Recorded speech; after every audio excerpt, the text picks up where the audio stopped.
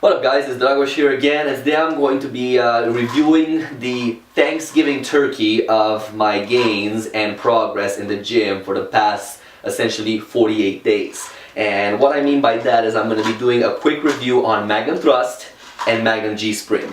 And why I do them both together is because they work the best together. Magnum Thrust is a testosterone booster, whereas G-Spring is a growth hormone booster. Now before I go any further with this thing, they are not steroids. They don't need prescription. They're readily available at Popeyes. Thrust is about $79 for a 24-day cycle, and G-Spring is about $50 for, again, 24-day cycle. A lot of people that I've kind of talked to about this in the past, they kind of went, oh my goodness, where do you get the prescription? How are you able to get a prescription? Where do you get the money to purchase these? You don't need a prescription. They are not anabolics. They're essentially supplements that stimulate your body to produce more testosterone and or growth hormones. So they're safe. You don't need to worry about being illegal while taking them or anything like that. And yes, from a price point of view, where do you find the money to get them? They are a little bit pricey. However, the benefit is worth what you pay. I'm right now finishing my second cycle, or my second bottle rather. I like to call a cycle 48 days. So I've done 2 Thrust bottles and 2 G-Spring bottles over a period of 48 days. I'm almost done my period. And essentially now I'm going to go on a 2-week break. And I'll do another cycle for 48 days of both of these. The beauty about these ones is Thrust especially has an estrogen blocker in it. So you don't have to worry that you're going to upset your hormones, in a sense that if your body gets to build more testosterone, it'll automatically build estrogen. It's just a natural function of your body. Once one goes up, it tends to bring the other one up as well. Thrust allows testosterone to build, but it doesn't allow for the estrogen to build. So you have a kind of a built-in estrogen suppressant right in there.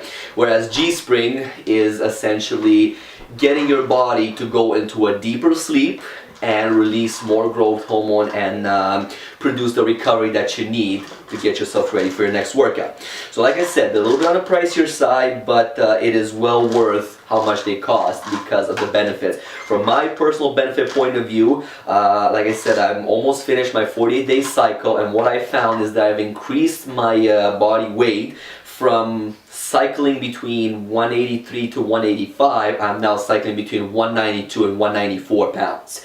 And my body fat percentage is still staying at a stable 8% to 10%. Right, so I'm not going over 10, I'm not going below 8 just as of yet, because again, I'm trying to build muscle, so I don't want it to go too low, but I'm also trying to maintain a clean eating and a fairly good cardio program in order to not go to that other edge and build too much body fat, because of course then it's going to be too much work for me to prep for a show if I'm building too much body fat. So I want to keep it at a good level, build muscle, but retain body fat to a minimum. Thrust, first and foremost, you gotta take 3 pills 15 minutes before your workout. This will give you power, strength throughout your workout and get the body to really work hard on building lean muscle and burning fat at the same time. And then you take 3 pills 30 minutes before bedtime. So at this point, the body can go overnight as it repairs and builds the muscle. It also burns away at the fat. G-Spring, you only take it right before bedtime, and the reason behind that is they have done studies on L-arginine pyroglutamate and L-lysine, 2 of the main ingredients in G-Spring. They work together great to stimulate the body to produce more growth hormone. However, they've tested it on people that are working out, like they've given these supplements to people during their workouts, and they've given them to people when they're at rest, when they're sleeping, or essentially not working out. They haven't seen any difference in growth hormone production when the person is working out or being active, but they have seen good difference in growth hormone production when the person is resting. So this is why it's best to take it at night.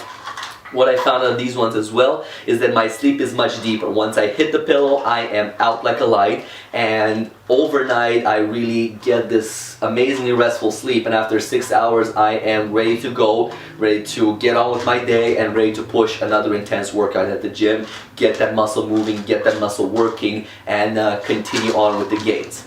So from a personal experience, these two work amazingly together. What I do want to give you kind of a heads up about them is there's another product from Magnum out there called Tonic.